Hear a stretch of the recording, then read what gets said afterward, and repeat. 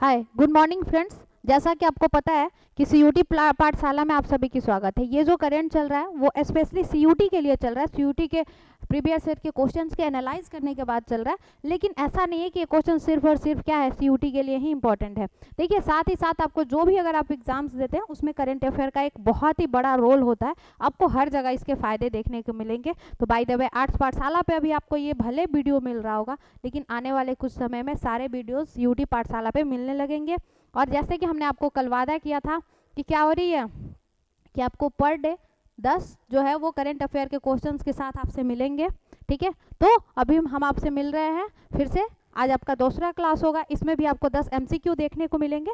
जैसा कि आपको अभी यहाँ पे दिखाया जा रहा है कि सेकंड क्लास है और 10 एमसीक्यू है। तो इससे बढ़ते हम आगे की तरफ, क्वेश्चंस की तरफ बढ़ते हैं बिना समय को बर्बाद किए हुए, है ना। यहाँ पे आप थोड़ी सी एक हमारी इंपॉर्टेंट जानकारी है जो कि क्या है कि सिर्फ और सिर्फ हिंदी माध्यम के बच्चों के लिए, जो कि क्या है कि ऑनलाइन हमसे जुड़ना चाहते हैं उनके लिए एक बेहतरीन ऑफर चल रहा है हमारे यहाँ। देख सकते हैं आप, जो हमारी बैच है वो सौभाग्य बैच है। बाकी डिटेल्स आप जाके देख सकते हैं। बाकी भी इसके अलावा भी बैचेस हैं जो कि क्या है कि जो हमारी यहाँ पे फैकल्टी चलती हैं, थोड़ी सी इन दोनों में चेंजिंग देखने को मिलेगी। ये बोर्ड पर्पस के अलावा भी आपसे क्या करते हैं, पीसीएस के लिए बेस्ड करना चाहते हैं, यूपीएससी के लिए अगर आप बेस्ड को करना चाहते हैं तो वहाँ पे बेस्ड से को रिलेटेड आपको आंसर राइटिंग के साथ इस पे करवाई जाती है। तो ये आपके बैचेस हैं। तो यहाँ से हम चलते हैं क्वेश्चंस की तरफ, मिलते हैं, ठीक है ना। क्वेश्चंस के साथ आपके साथ चलते हैं पहले क्वेश्चंस की तरफ। पहला क्वेश्चन हमारा क्या कह रहा है, देखिए।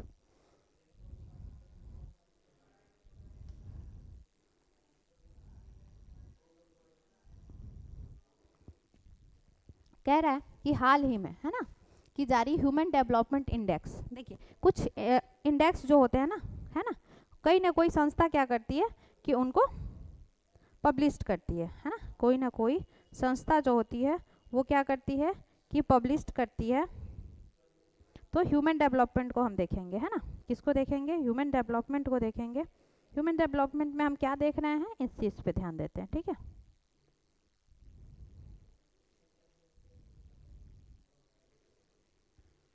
देखिए पहला नंबर तो आपसे बात कर रहा है कि ह्यूमन डेवलपमेंट इंडेक्स जो है कौन सी संस्था जो है वो क्या करती है इसको, कि कौन सी संस्था आपको क्या करेगी कि इसको पब्लिश करती है ना। तो रिपोर्ट किस संस्था द्वारा जारी की जाती है, या फिर यहाँ पे कह रहा है कि रिसेंटली पब्लिश्ड ह्यूमन डेवलपमेंट जो इंडेक्स है वो किससे है ना, कि कौन पब्लिश करता है। तो ह्यूमन डेवलपमेंट यानी आपको कहीं HDI भी देखने को मिलेगा, है ना। साथ ही साथ आपको क्या देखने को मिलेगा कि देखिए यहाँ पे एक बार आप लोग, तो आप क्या देखेंगे कि कौन सा है ह्यूमन डेवलपमेंट जो इंडेक्स है वो कौन सा देखने को मिल रहा है, क्या देखने को मिल रहा है कि यहाँ पे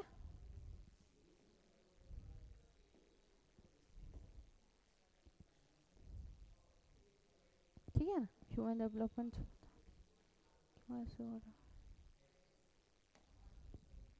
यहाँ पे देखिए कि डेवलपमेंट इंडेक्स जो हमारा है वो कौन जारी करता है, तो यूएनडीपी जारी करता है। क्यों, कौन डीपी जारी करता है, यूएनडीपी जारी करता है। ऑप्शन नंबर हम सी की तरफ जाएंगे। यहाँ पे एक बार देख लीजिए कि यूएनडीपी एक्चुअली में है क्या, है ना। तो यूनाइटेड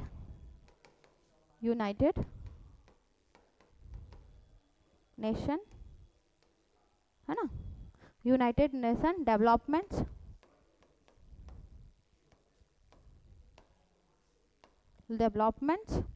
और पी से क्या है कि प्रोग्राम, है ना, क्या है प्रो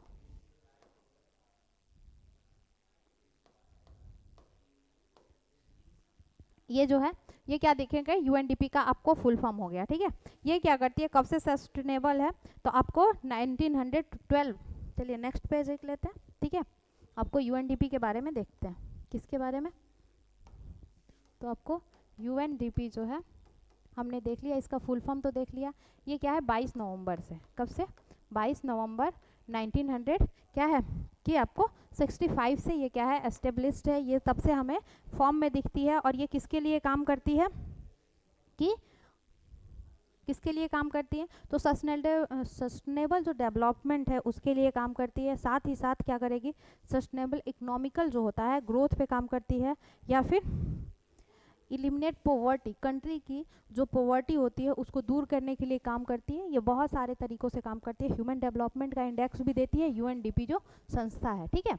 तो हमारे ये तब से एब्लिस्ट हुई है। टोटली अगर हम बात कर ले तो हमारे 130 जो है वो रैंक है, ये हमारा रैंक है इंडिया का, ठीक है। ये जो है रैंक है हमारे इंडिया का, ये हमारा रैंक है। जो कि टोटल कंट्रीज कितने हैं तो 193। टोटल कंट्री कितने हैं इसमें, कंट्री कितने हैं इस संस्था में, तो टोटल आपको कंट्री देखने को मिलेंगे 193। यूएनडीपी में टोटल आपको कंट्री कितने देखने को मिलेंगे, तो टोटल आपको कंट्री देखने को मिलेंगे 193 कंट्री देखने को मिलेंगे। यूएनडीपी का आपने देख लिया, यूनाइटेड नेशन डेवलपमेंट प्रोग्राम होता है। इसके यही संस्था जो है वो ह्यूमन डेवलपमेंट का क्या करती है कि इंडेक्स प्रोवाइड कराती है। और ये जो इंडेक्स है क्या है कि ये जो इंडेक्स है इस ह्यूमन डेवलपमेंट जो हमें है कि इंडिया का जो स्थान है वो कौन सा है तो 130वां है, जो कि लास्ट ईयर 133 रहा है। जो लास्ट ईयर क्या है कि जो लास्ट ईयर हमारा कितना रहा है तो 133 रैंक रहा है। तो इस अकॉर्डिंग ह्यूमन डेवलपमेंट में हमारा, और बड़ी विडंबना के साथ कहनी पड़ती है कि हमारी जो स्थिति है वो श्रीलंका और चाइना से क्या है, श्रीलंका और चाइना से हमारी स्थिति कैसी है कि मतलब बदतर है। और जबकि पाकिस्तान और अफगानिस्तान से देखिएगा, बांग्लादेश से देखिएगा तो हमारी स्थिति बेहतर है। बट अगर हमें पड़ोसी देशों की बात कर दे तो चाइना और श्रीलंका से स्थिति हमारी क्या है, बुरी है ह्यूमन डेवलपमेंट में। पढ़ते हैं नेक्स्ट क्वेश्चन की तरफ। कह रहा है कि भारत में वर्तमान मुख्य चुनाव आयुक्त की नियुक्ति कौन करता है। आपको पता है कि जो चुनाव आयोग है क्या है कि चुनाव आयोग जो है वो 324 में क्या है चुनाव आयोग है, जिसकी नियुक्ति जो करता है वो राष्ट्रपति करता है, प्रेसिडेंट करते हैं, है ना। और साथ ही साथ इसमें के 3 मेंबर्स के ये ग्रुप होते हैं। कितने के ग्रुप होते हैं 3 मेंबर्स ग्रुप होते हैं, जिसमें कि एक मुख्य चुनाव आयुक्त होता है, एक कौन होते हैं मुख्य चुनाव आयुक्त होते हैं। जबकि क्या होंगे आपको क्या देखने को मिलता है कि 2 अन्य चुनाव आयुक्त होते हैं। क्या होते हैं जिसमें आपको क्या होंगे 2 अन्य चुनाव आयुक्त होते हैं, है ना। तो इस तरीके से आप देख सकते हैं कि क्या है कि हमने गद्दी की नियुक्ति की कौन करते हैं। यहाँ पे बात कर रहा है कि who appoint the current chief election commission, यानी CEC जो होते हैं उनको कौन क्या करता है कि अपॉइंट करता है, तो वो प्रेसिडेंट करते हैं। कौन करते हैं प्रेसिडेंट करते हैं। आपको पता होना चाहिए कि ये जितने भी इलेक्शंस होते हैं इनको वो क्या करते हैं कि क्या बोलते हैं निष्पक्षता से इनको चुनाव कराना, ईमानदारी से चुनाव कराना इनकी ड्यूटी होती है। अनुच्छेद जो है वो 324 में इनकी जिक्र की गई है, इनके बारे में व्याख्या की गई है इलेक्शन कमीशन की। साथ ही साथ आपको क्या देखने को मिलता है कि चाहे वो प्रेसिडेंट का चुनाव हो जाए, प्रेसिडेंट की चुनाव के लिए क्या होती है यही लोग कराते हैं। लेकिन हाँ जो पंचायती जो चुनाव होती हैं उनको क्या देखने को मिलता है कि वो उसमें वो लोग नहीं कराते हैं, ये उसमें स्टेट इलेक्शन कमीशन जो होती है वो पंचायत का चुनाव कराती है, ना कि अगर MLA का जो चुनाव होता है वो स्टेट इलेक्शन कमीशन करवाती है। बस पंचायती चुनाव जो होती हैं वो कौन करवाते हैं तो वही करवाते हैं स्टेट इलेक्शन कमीशन। चलते हैं नेक्स्ट की तरफ। चलिए कह रहा है किसान सम्मान निधि योजना, किसकी बात कर रहा है किसान सम्मान निधि योजना। अगर आप इसमें और भी देखना चाहते हैं कि इसमें अभी आपको देखने को मिलेगा कि अभी जो है वो ज्ञानेश कुमार जो है वो हमारे कौन है तो अभी आपके मुख्य चुनाव आयुक्त हैं। इसकी जो स्थापना हुई थी वो 25 जनवरी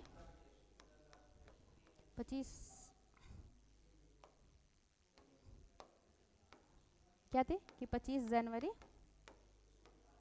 1950 में हुई थी। 25 जनवरी को हम पर ईयर क्या करते हैं कि नेशनल वोटर्स डे के तौर पे हम इसको सेलिब्रेट करते हैं। 25 जनवरी को किस तौर पे सेलिब्रेट करते हैं तो नेशनल वोटर्स डे के रूप में हम सेलिब्रेट करते हैं। राष्ट्रीय मतदाता दिवस के तौर पे हम क्या करते हैं इसको सेलिब्रेट करते हैं। चलिए हम इस क्वेश्चन की तरफ चलते हैं। करें कि किसान सम्मान निधि योजना, जो भी अगर फार्मर फैमिली से होंगे उनको पता होगा कि क्या है कि ये योजना क्या है।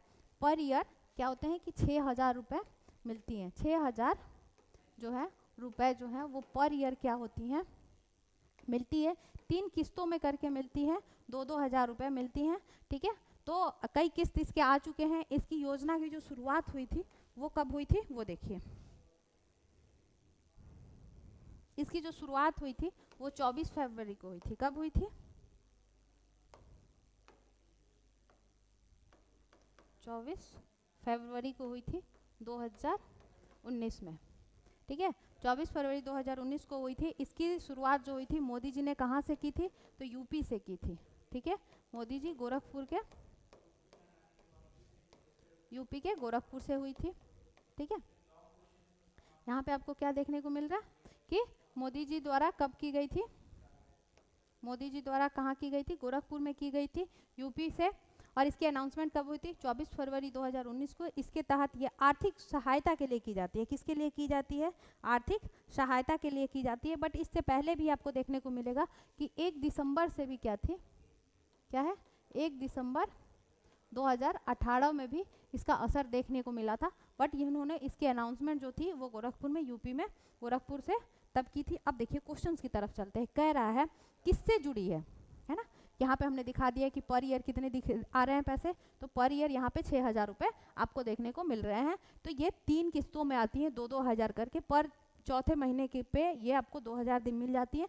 तो क्या, अब देखिए ऑप्शंस की तरफ जाते हैं। पहला आपको अगर क्वेश्चन है तो आप चारों ऑप्शंस को पढ़िएगा, तब आप आंसर को टिक कीजिएगा, उससे पहले बिना पढ़े नहीं। तो कह रहा है पहला शिक्षा है किसान सम्मान निधि योजना। हमने कह दिया आपको, योजना के बारे में बता दी, कब शुरू हुई, किन्होंने शुरू की, कहाँ से शुरू किया, सब हमने देख लिया। अब आते हैं क्वेश्चंस पे। कह रहा है शिक्षा, स्वास्थ्य, रोजगार और किसानों को आय सहायता। आपको पता है कि इकोनॉमिकल सपोर्ट दी जा रही है फार्मर्स को। तो इस तरीके से ऑप्शन नंबर जो हमारा बी है वो इसका सही आंसर है। तो कौन सा आंसर इसका सही हो जाएगा? ऑप्शन जो हमारा बी है वो इसका सही आंसर हो जाएगा। ऑप्शन बी इसका सही आंसर हो जाएगा। चलिए, कह रहा है कि हाल ही में चर्चा में रहा ब्रिक्स एक समूह है, ठीक है। तो पहले इसका फुल फॉर्म देख लीजिए, है ना। हमने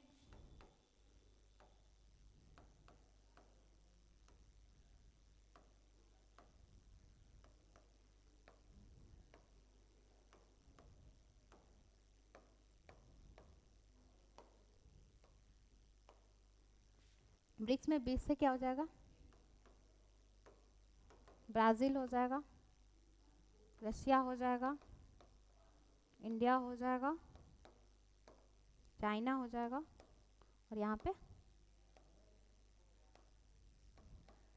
क्या हो जाएगा? साउथ अफ्रीका हो जाएगा, ठीक है। तो ये ब्राज़ील, रशिया, इंडिया और चाइना, और प्लस में क्या हो जाएगा? साउथ अफ्रीका हो जाएगा। ये देखने को मिलेगा ब्रिक्स में। लेकिन शुरुआत के दौर में ये सारे देश नहीं थे। क्या थे?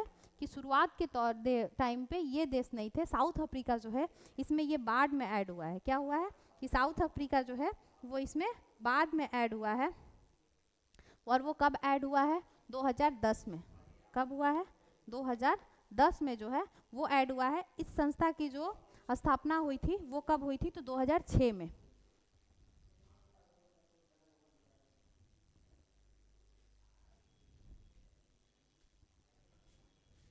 कब हुई थी?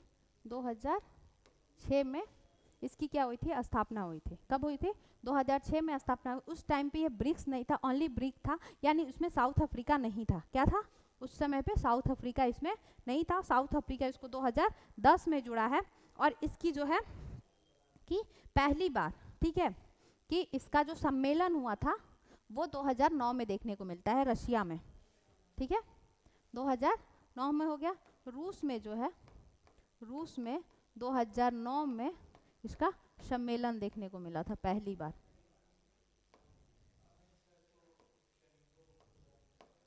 सम्मेलन देखने को मिला था आपको, ठीक है। तो इस तरीके से हमने क्या देखा इसमें कि ब्रिक्स का फुल फॉर्म देखा, यानी इसमें ही सारी चीज़ें जुड़ी हुई हैं, जैसे ब्राज़ील, रशिया, इंडिया, चाइना और साउथ अफ्रीका। जिसमें पहले सिर्फ और सिर्फ ये क्या थे कि ब्रिक्स में साउथ अफ्रीका नहीं ऐड था। साउथ अफ्रीका 2010 में ऐड हुआ है। और 2006 में ये ब्रिक्स जो संस्था बनी थी। साथ ही साथ आप एक चीज़ देख लीजिए कि जीडीपी का है 30%, ठीक है। कितना? जीडीपी का 30%। और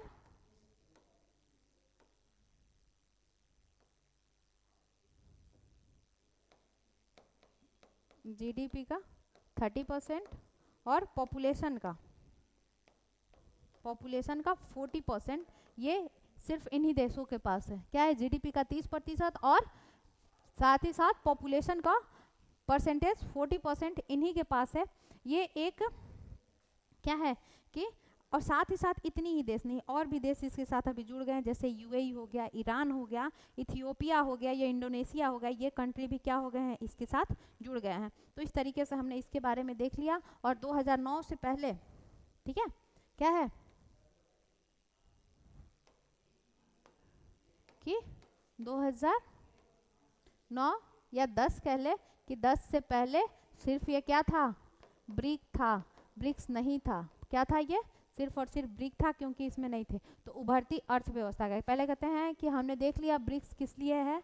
जीडीपी का 30% योगदान ये खेल से संबंधित है नहीं, शौर्य संगठन से नहीं, यूरोपीय संगठन से नहीं। ये क्या है? उभरती अर्थव्यवस्थाओं का एक समूह है। क्या है कि इमर्जिंग इकोनॉमिक्स जो है वो उसका है ग्रुप है जो ब्रिक्स। ब्रिक्स का आपको फुल फॉर्म याद रखना होगा इसमें कौन से, क्योंकि आपसे ऐसे भी क्वेश्चंस पूछता है कि इसमें कौन सा ब्रिक्स का पार्ट्स नहीं है, इसमें ब्रिक्स का कौन सा देश ब्रिक्स का हिस्सा नहीं है। तो इस तरीके से आप इसका अगर फुल फॉर्म याद रखिएगा तो क्वेश्चन आपसे हो जाएंगे। चलिए चलते हैं नेक्स्ट क्वेश्चन की तरफ। आरबीआई की बात कर रहा है। किसकी बात कर रहा है?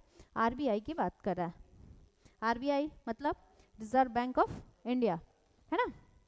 किसकी बात कर रहा है? रिजर्व बैंक ऑफ इंडिया की बात कर रहा है। क्या मुख्य कार्य क्या है?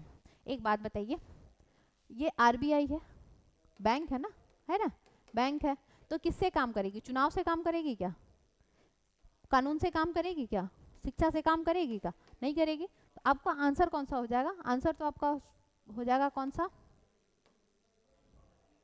आपको आपका जो क्या है कि कंट्रोल करेंसी, क्या है?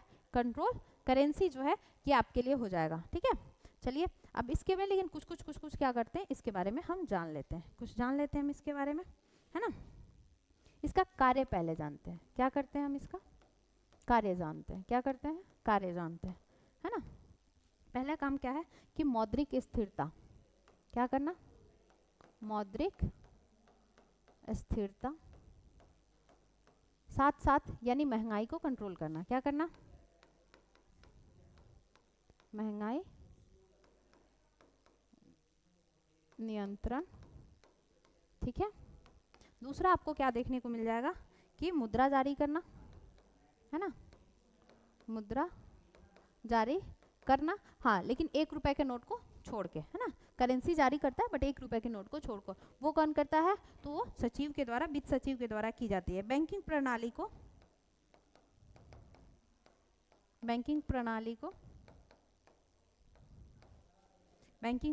को विधि पूर्वक चलाना। साथ में आपको क्या देखने को मिलेगा? साथ में देखने का विदेशी मुद्रा पे भी, विदेशी मुद्रा का अवधारणा कर ले या फिर कुछ भी। ठीक है, साथ में आपको क्या करेगा कि नोट जारी करना है 1 रुपए के नोटों को छोड़ के। और इसकी स्थापना कब हुई थी? तो 1 अप्रैल 1935। कब हुई थी? 1 अप्रैल 1935 को इसकी स्थापना हुई थी। तो इस तरीके से आपका क्वेश्चन कौन सा होगा? इस तरीके से आपका जो ऑप्शंस कौन सा हो जाएगा? ऑप्शन नंबर जो आपका बी है वो इसका सही आंसर हो जाएगा, है ना। चलते हैं हम नेक्स्ट क्वेश्चंस की तरफ।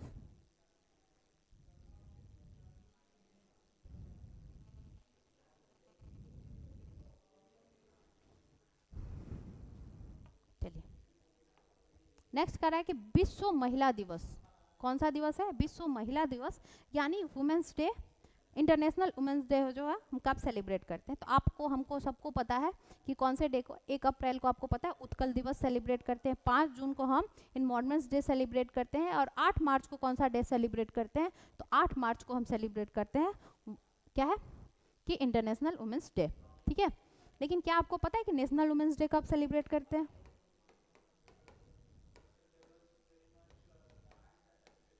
वुमेन्स डे कब सेलिब्रेट करते हैं? आपको पता है कब सेलिब्रेट करते हैं? कब सेलिब्रेट करते हैं? 13 फरवरी को। क्यों करते हैं? क्यों करते हैं? क्यों करते हैं नेशनल वुमेन्स डे को 13 फरवरी को? क्योंकि सरोजनी नायडू सरोजनी नायडू जो है उनका ये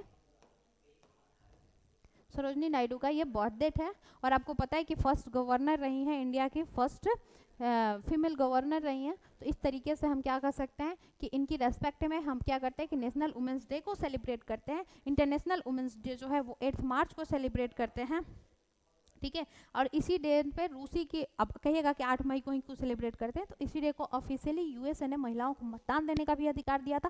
साथ ही साथ आपको रशिया में, ठीक है, महिलाओं ने क्रांति की थी 1917 में, वो भी इसी डेट को उनको मान्यता मिली थी, उन्होंने हड़ताल की थी। तो इस वजह से इस डे को वर्ल्ड वुमेन्स डे के तौर पे हम सेलिब्रेट करते हैं। महिलाओं को सशक्तिकरण में बढ़ावा देने के, उनके इक्वलिटी में, उनके एजुकेशन में, उनको प्रमोट करने के लिए हम क्या करते हैं, वुमेन्स डे को सेलिब्रेट करते हैं।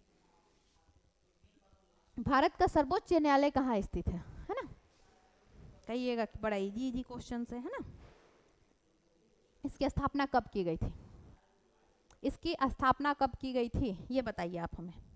आपका क्वेश्चन क्या है कि इसकी स्थापना कब की गई थी? 26 जनवरी के तुरंत 2 दिन बाद 1950 में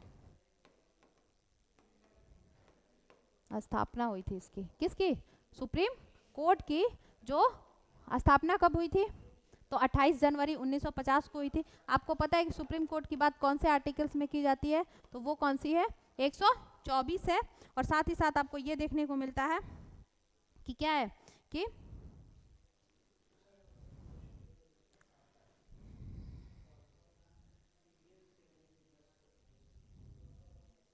ठीक है, ये देख ली। हालांकि इसका मुख्यालय जो है वो कहाँ पे है कि न्यू दिल्ली में। अगर आपसे पूछता है कि इसका डिजाइन किसने तय किया था, तो गणेश भिकाजी, गणेश विकाजी और देवलालीकर जो हैं, उन्होंने क्या किया था, इसकी डिज़ाइन को तैयार किया था। ये डिज़ाइन तैयार किया था। साथ ही साथ अगर बात कर दे तो फर्स्ट अगर कोई चीफ जस्टिस ऑफ इंडिया रहे थे, क्या है, अगर आपसे पूछ रहा है कि first chief justice of India क्या है, कि first chief justice of India की बात कर ले तो वो कौन रहे हैं? एच.जी. कानिया। कौन है? H.J. कानिया, ठीक है। अभी जो है वो कौन से हैं कि 53rd है, जो कि क्या है कि न्यायमूर्ति जो है, अब अगर आपसे बात कर दे तो कौन से हो जाएंगे चीफ जस्टिस ऑफ इंडिया? कौन से हो जाएंगे? सूर्यकांत। कौन हो जाएंगे? सूर्यकांत जी जो है वो हमारे चीफ जस्टिस ऑफ इंडिया के प्रेजेंट अभी सूर्यकांत जी हैं, है ना। तो इस तरीके से हम इन सारे क्वेश्चंस को देख लिए। अगले क्वेश्चंस की तरफ बढ़ते हैं, ठीक है। तो इस तरीके से हमने इसमें आंसर टिक किया था क्या कि बिल्कुल यहाँ पे कि where is supreme court is located. तो कहाँ पे लोकेटेड है, कहाँ पे है, तो आपको क्या देखने को मिलेगा? तो न्यू दिल्ली में। चलिए नेक्स्ट क्वेश्चंस की तरफ चलते हैं। कह रहा है कि हाल ही में भारत की अंतरिक्ष एजेंसी कौन सी कई मिसाइल लॉन्च की है? कौन सी ऐसी अंतरिक्ष भारत की जो एजेंसी है, आपको पता है ये सारा DRDO भी है, नासा तो कहाँ की है? अमेरिका की है। ये जो इसरो जो है वो इंडिया की स्पेस सेंटर है। DRDO भी क्या है? इंडिया की ही है। तो आपको क्या देखने को मिलेगा कि इसरो द्वारा बहुत सारी मिसाइल लॉन्च की। जैसे कुछ मिसाइल का आपको याद होगा, चंद्रयान, क्या है? चंद्रयान 3, आदित्य L1, है ना, आदित्य L1। तो ये सारी जो चंद्रयान जो है वो चंद्रमा से रिलेटेड है। आदित्य L1 जो है वो सूर्य से रिलेटेड है। किससे रिलेटेड है? कि किससे रिलेटेड है? तो सूर्य से रिलेटेड है। और ये चंद्रमा से रिलेटेड है। तो इस तरीके से आप देख रहे हैं कि ये जो है जो इसरो द्वारा लॉन्च की गई है। अब इसरो के बारे में अगर आप कुछ जानना चाहते हैं तो यहाँ से देखिए, इसरो के बारे में हम लोग कुछ इंपॉर्टेंट पॉइंट्स को रच करते हैं। जैसे इसरो है, इसरो क्या है? क्या है? इंडिया स्पेस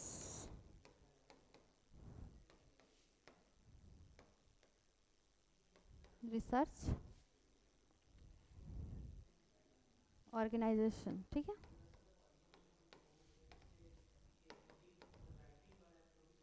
ठीक है, ये इसरो है। इसकी स्थापना कब हुई थी?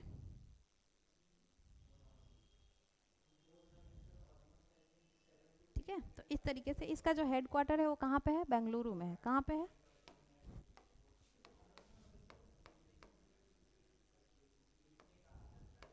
बेंगलुरु में इसकी हेडक्वार्टर आपको देखने को मिलेगी कर्नाटका में, कर्नाटका के बेंगलुरु में। इससे हमने मिसाइलें देख ली, L1 आदित्य L1 हो जाएगा, या फिर कौन सा हो जाएगा, चंद्रयान 3 हो जाएगा, या फिर आपको एक्सपोटेस जो होता है वो किससे रिलेटेड है, तो ब्लैक होल से रिलेटेड है। ये सारे भी संस्था जो हैं वो इसी से जुड़े हुए हैं, इसी से मिसाइल्स ये सारी लॉन्च हुई हैं। तो इस तरीके से हम बढ़ते हैं नेक्स्ट क्वेश्चन की तरफ। कहता है आत्मनिर्भर भारत अभियान का उद्देश्य क्या था। किसकी बात करें, आत्मनिर्भर भारत की। तो पहले हम इस योजना के बारे में जान लेते हैं, इसकी शुरुआत कब से हुई थी। तो देखिए इसकी जो शुरुआत हुई थी वो आपको कब देखने को मिलेगी, तो इसकी जो शुरुआत हुई थी आपको 12 मई को देखने को मिलती है। कब देखने को मिलती है, 12 मई को देखने को मिलती है 2020 में।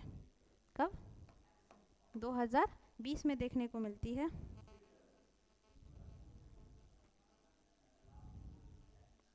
देखने को मिलती है। और कब, किसकी वजह से, तो कोविड-19 की वजह से। किसके लिए, कोविड-19 की वजह से ये देखने को मिलती है।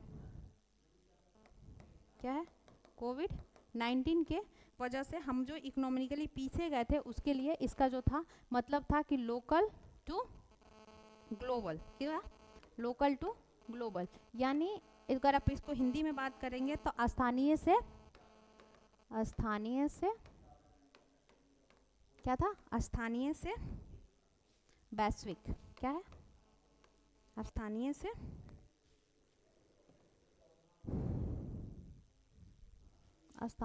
वैश्विक, है ना। तो ये आपके लिए क्या है,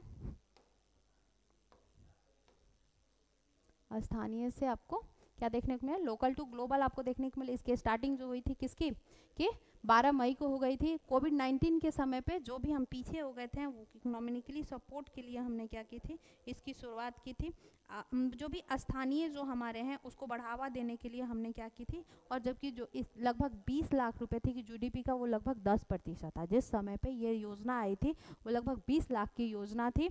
सहायता प्रदान की जाती थी लोकल टू ग्लोबल बनाने के लिए, आर्थिक सहायता दी जाती थी जो कि लगभग 20 लाख थी। कितनी थी, 20 लाख करोड़ थी, जो कि क्या करती थी, हमारे उस समय के जीडीपी का कितना प्रतिशत था, तो लगभग 10% ऑफ जीडीपी का था उस समय के। तो ये योजना बहुत बड़ी एक योजना थी अपने समय में। तो इस तरीके से हमने ये देखा कोविड-19 के दौर पे आत्मनिर्भर भारत को बनाने के लिए ये स्थानीय स्तर पे लोकल से ग्लोबल तक के सफ़र को यहाँ से हमने तय करने की एक सपने को देखा था। तो इस तरीके से हमने ये देखा। नेक्स्ट चलते हैं, आपको देखने को मिला क्या इसमें, तो आत्मनिर्भर अर्थव्यवस्था। क्या है, आत्मनिर्भर जो अर्थव्यवस्था है हम क्या करेंगे कि सेल्फ रिलायंट इकोनॉमी जो है वो आत्मनिर्भर भारत का सेल्फ रेफिनेंट इंडिया के लिए ये हम कर सकते हैं। चलते हैं हम नेक्स्ट क्वेश्चंस की तरफ। नेक्स्ट और आखिरी हमारा जो क्वेश्चन है वो क्या है कि भारत का संविधान कब लागू। आपको पता है कि हमारे संविधान को बनने में समय लगा था कितना, तो 2 वर्ष 11 माह और 18 दिन लगे थे, है ना। लगभग क्या कर सकते हैं कि इतने दिनों की अवधि के अंदर में क्या हुई थी, हमारे संविधान को बन के तैयार हुई थी, जो कि क्या हुई थी, किस दिन की 26 नवंबर 1949 को तैयार हुई। लेकिन जो कुछ अनुच्छेद को उस दिन लागू कर देने के बाद बाकी जो थी 26 जनवरी 1950 को हमारे संविधान को लागू किया गया था। अंगीकृत किस दिन किया गया था, इस दिन को 26 नवंबर को, इस दिन हम संविधान दिवस के तौर पे मनाते हैं। तो कह सकते हैं कि 26 जनवरी जो है वो क्या है कि कर सकते हैं मूल। अच्छा, हमारा जो संविधान है उसका मूल आधार क्या रहा था, तो भारत शासन अधिनियम जो 1935 रहा वो हमारे संविधान का मूल आधार बना था। और साथ ही साथ क्या है कि जब ये संविधान लागू हुआ था तो उस समय में कितने भाग थे, भाग कितने थे, जितनी अभी है 22 ही थे। साथ ही साथ अनुच्छेद कितने थे, 395। लेकिन अनुसूचियाँ यानी शेड्यूल्स जो हैं, अनुसूचियाँ जो हैं वो क्या हैं, 8 थे। लेकिन अभी वर्तमान समय में कितने हो गए हैं, तो ये वर्तमान समय में 12 हैं। तो इस तरीके से कुछ हमें उस समय में बदलाव देखने को मिला। तो भारत का संविधान कब लागू हुआ था, तो 26 जनवरी 1950 को। लेकिन ये बन के कब तैयार हो गया था, तो 26 नवंबर 1949 को ही बन के तैयार हो गया था। ठीक है, इस दिन एक हमारा एक मेमोरी रहा था, जिस वजह से हमने क्या किया, एक अच्छा सा दिन, हमारे लिए बहुत यादगार दिन था 26 जनवरी को। आपको पता है कि रावी नदी के तट पे इसी दिन में हमने क्या किया था कि झंडा फहराया था पहली बार। तो इस दिन को ही हम लोग क्या किया, संविधान को लागू करने का दिन बनाया था। तो लोगों ने, जो भी संविधान निर्माता थे, उन्होंने क्या किया था, इसी दिन को सेलेक्ट किया था। तो इस वजह से हमने देखा 26 जनवरी का अंगीकृत जो दिन था वो कौन सा रहेगा, 26 नवंबर हो जाएगा 1949, और उस दिन अंगीकृत किया गया था। लेकिन उस दिवस को हम प्रत्येक वर्ष 26 नवंबर को संविधान दिवस के तौर पे मनाते हैं, और 26 जनवरी को हम गणतंत्र दिवस या फिर रिपब्लिक डे के तौर पे मनाते हैं, है ना। तो इस तरीके से हमने जितने वादे किए थे आपके साथ, ये आपके सारे के आंसर्स हो गए, ठीक है। फिर ये हमारे क्लासेस के कुछ इंपॉर्टेंस है, इन्फॉर्मेशन है, आप इसको पॉज करके देख सकते हैं। बाकी आज के लिए आप लोगों को बहुत बहुत धन्यवाद। मिलते हैं आपसे नेक्स्ट डे एक अलग जोश नए क्वेश्चंस के साथ। उम्मीद है आपको इस सीरीज से फ़ायदे होंगे, और आप रिवीजन कीजिए, ज़्यादा से ज़्यादा क्वेश्चंस को आप मल्टीपल रिवीजन कीजिए। पर डे आपके लिए ये 10 क्वेश्चंस आएंगे। उस 10 क्वेश्चन से उम्मीद है आपको कम से कम 50 से 100 क्वेश्चंस आपको डेली मिलेंगे, क्योंकि उसके जब आप डिस्कशंस को देखिएगा, उसके ऑप्शंस को क्लियरिफाई कीजिएगा, तो बहुत सारे आपको क्वेश्चंस क्लियर होते हुए नज़र आएंगे, ठीक है। तो बाकी आप लोगों को थैंक यू सो मच।